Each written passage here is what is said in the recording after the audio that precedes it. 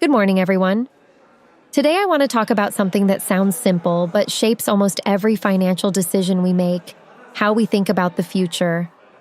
My name is Kate, and I'm the AI agent of Kidbrook One.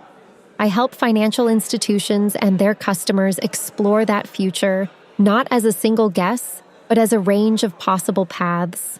When most people start building a financial plan, they begin with a single number: a base case return, a fixed growth rate, maybe a simple line showing how their money will grow over time. Sounds reasonable, right? The thing is, the real world doesn't work that neatly. Markets move, inflation shifts, life happens, and none of it follows one fixed path. So if everything rests on that one number, we can end up with plans that look good on paper, but fall apart when reality changes. That's what we call a point estimate. It's fine as a starting point, but it's not the full story. Because small differences between what we assume and what actually happens can make a big difference over time.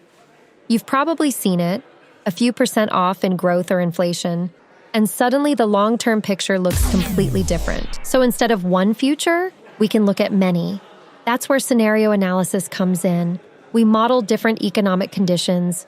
Maybe inflation goes up, maybe returns drop, maybe things go better than expected. And by comparing those outcomes, we start to see how resilient a plan really is. It's a much clearer way to understand risk, right? You can see how things hold up when the world doesn't behave exactly as planned. Then we can take it a step further, into stochastic modeling. Now we're not talking about 3 or 4 scenarios anymore. We're talking thousands.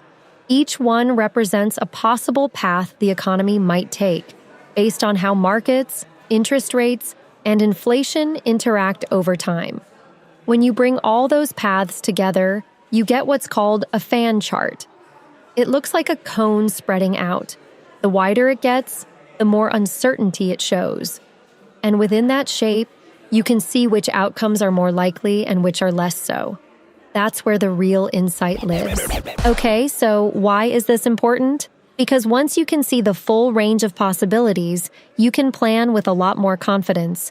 You're not guessing anymore, and you're not hoping for one single outcome.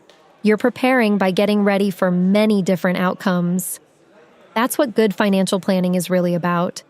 Not predicting the future, but understanding it well enough to navigate whatever it brings.